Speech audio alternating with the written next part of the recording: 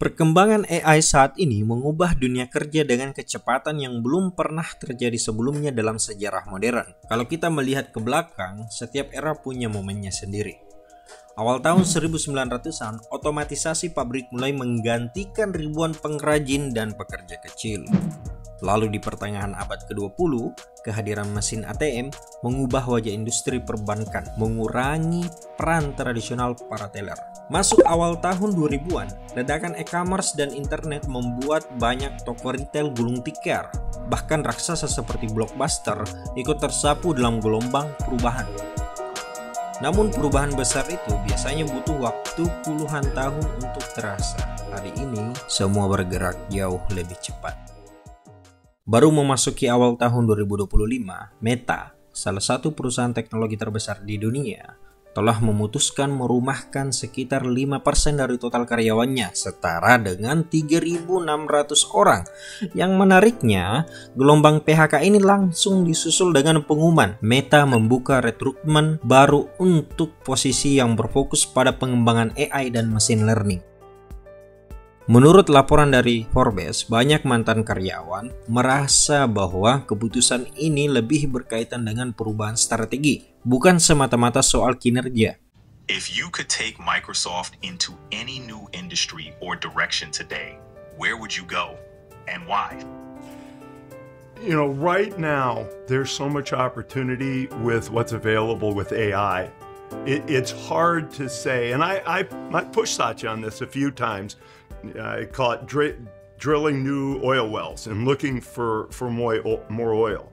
At this stage, I think the key is actually to branch out, to get wider, to use the core capability and build all the adjacencies around the core AI.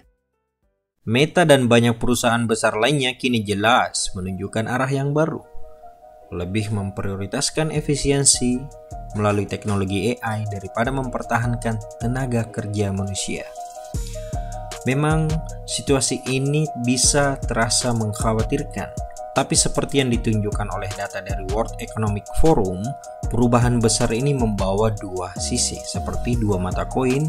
Di satu sisi, 85 juta pekerjaan diperkirakan akan hilang karena otomatisasi. Tapi di sisi lain, akan tercipta sekitar 90 juta jenis pekerjaan baru, khususnya di bidang data, teknologi AI, dan kerjasama antara mesin dan manusia. Sejarah pun membuktikan, setiap revolusi industri memang menggusur banyak profesi lama, tapi juga melahirkan peluang-peluang baru bagi mereka yang mau beradaptasi.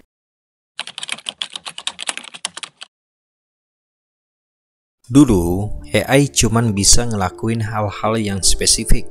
Bayangin aja, AI cuman bisa ngitung angka atau jawab pertanyaan sederhana.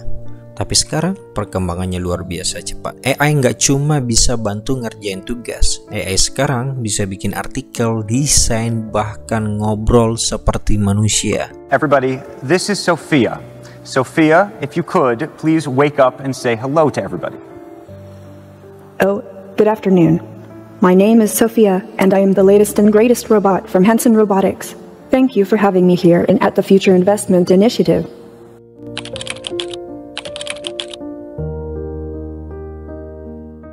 Dengan adanya perangkat keras canggih dan komputasi awan, AI bisa memproses data dalam jumlah yang besar dengan kecepatan yang tinggi. Dulu kemampuan seperti ini cuma seperti mimpi. Sekarang AI bisa di-scale, dipakai di berbagai sektor tanpa batas.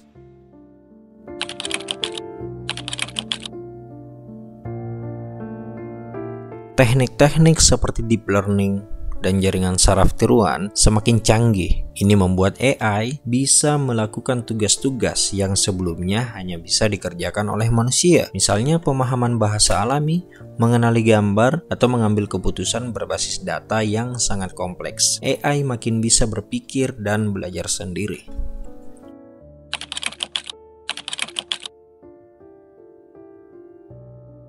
Dulu, teknologi AI cuma bisa diakses oleh perusahaan besar dengan sumber daya yang melimpah.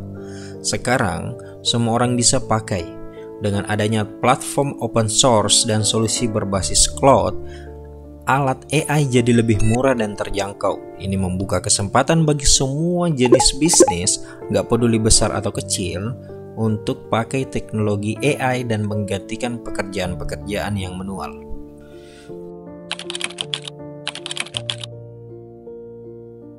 Perusahaan sekarang harus menghemat biaya dan meningkatkan efisiensi agar bisa bertahan di pasar yang sangat kompetitif. Nah, AI menawarkan solusi yang bisa mengurangi kebutuhan akan tenaga kerja untuk pekerjaan yang repetitif.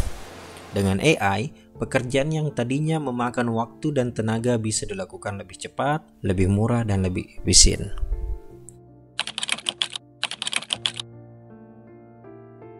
Tools seperti ChatGPT, DALL-E bukan hanya bisa melakukan tugas-tugas teknis. Mereka sekarang juga bisa berinovasi, menciptakan konten, bahkan berpikir secara kreatif, sesuatu yang dulunya kita kira hanya bisa dilakukan oleh manusia. Dari seni digital hingga penulisan konten, AI mulai memasuki dunia yang tadinya aman dari otomatisasi. Jadi dengan kemajuan-kemajuan ini, kita nggak bisa pungkiri bahwa AI nggak cuma hadir sebagai alat bantu, tapi mulai menggantikan banyak pekerjaan di berbagai sektor, dan ini baru permulaan.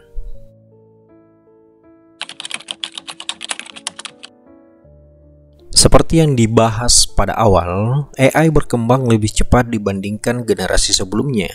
Tapi seberapa cepat sebenarnya perubahan ini terjadi?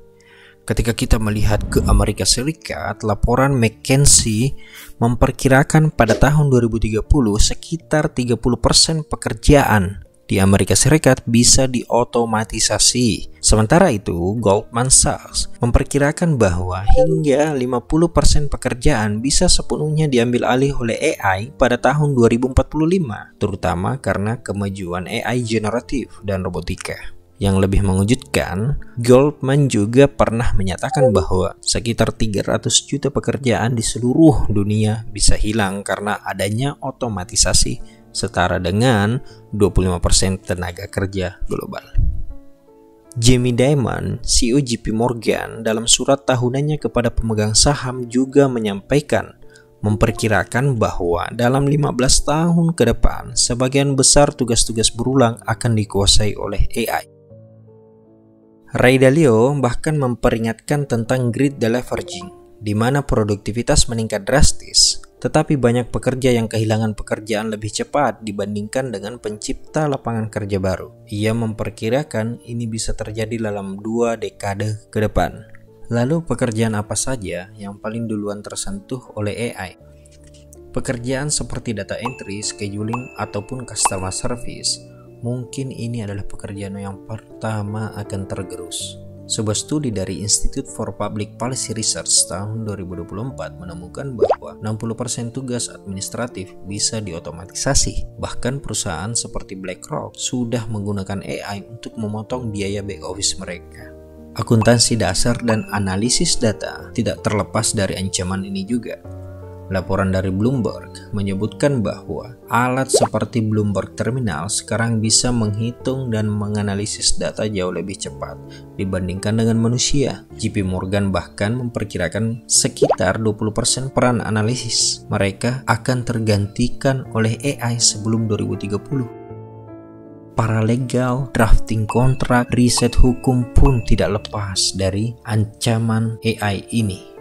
AI tool seperti Harvey dan Co-Counsel sudah bisa menganalisis dokumen hukum dengan akurasi hingga 90%, data dari Stanford tahun 2025. Desain grafis dan copywriting ataupun jurnalisme dasar juga sudah mulai bergeser. Dengan adanya AI seperti DALL-E, ChatGPT 4 sudah mampu menghasilkan konten visual bahkan teks dalam skala besar. Pew Research Center memperkirakan bahwa sekitar 30% pekerjaan di industri media akan terotomatisasi sebelum 2035.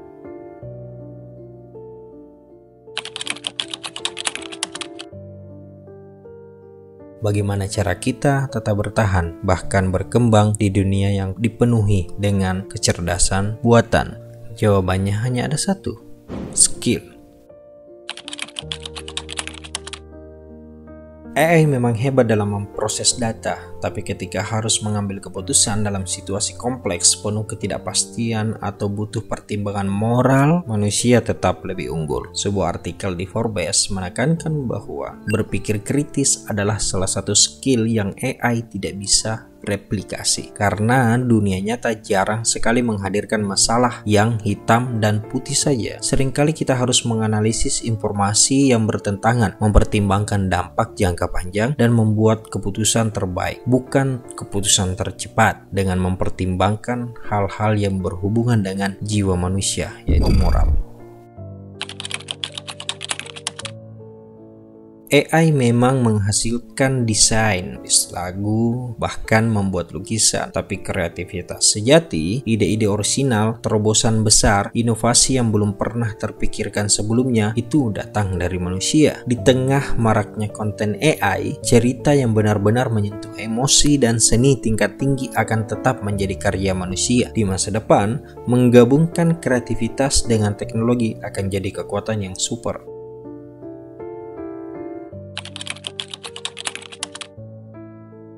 Teknologi bisa mensimulasikan emosi, tapi merasakan dan memahami emosi manusia lain itu di luar jangkauan AI.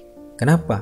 AI nggak memiliki jiwa, kemampuan untuk berempati, membangun hubungan, memahami motivasi orang lain. Inilah dasar dari leadership, pendidikan, bahkan manajemen krisis. Di dunia kerja masa depan, kecerdasan emosional justru akan menjadi faktor penentu kesuksesan. AI akan terus berubah, pekerjaan baru akan terus bermunculan, dan skill hari ini bisa kadaluarsa dalam 5 tahun ke depan. Makanya, kemampuan untuk terus belajar, cepat beradaptasi, dan tidak takut terhadap hal-hal yang baru jadi kunci utama. Menurut laporan World Economic Forum tahun 2025, lifelong learning alias belajar seumur hidup akan menjadi norma. Orang yang fleksibel dan mau upgrade diri terus-menerus akan selalu selangkah lebih maju. Ada satu area emas, skill gabungan antara memahami teknologi dan memahami manusia. Contohnya AI etik, spesial etika dalam AI, cyber security spesialis, data privasi consultant, AI trainer melatih AI supaya lebih adil dan akurat. Sektor-sektor ini harus berkembang pesat karena di balik setiap inovasi AI selalu ada pertanyaan besar. Apakah ini aman? Apakah ini adil? Apakah ini benar? Manusia yang bisa menguasai kedua sisi, teknologi dan nilai kemanusiaan, akan sangat dicari. Teknologi memang berkembang cepat, tapi manusia yang beradaptasi akan tetap bertahan. AI mungkin mengambil alih tugas-tugas rutin. AI mungkin membuat perubahan-perubahan besar di berbagai industri, tapi AI belum bisa menggantikan kreativitas, empati, kepemimpinan, dan keinginan manusia untuk terus berkembang. Dunia baru ini bukan tentang siapa yang paling pintar atau paling ahli mesin. Dunia ini tentang siapa yang paling cepat belajar, beradaptasi, dan membangun keunikan dirinya. Kita tidak bisa menghentikan gelombang perubahan, tapi kita bisa belajar berselancar di atasnya. Mulai dari sekarang, asah skill kritis, kuasai AI sebagai alat bantu, dan bentuk personal branding yang kuat. Karena di masa depan, yang bertahan bukanlah yang paling kuat, tetapi yang paling cepat beradaptasi. Tuliskan komentarmu di bawah.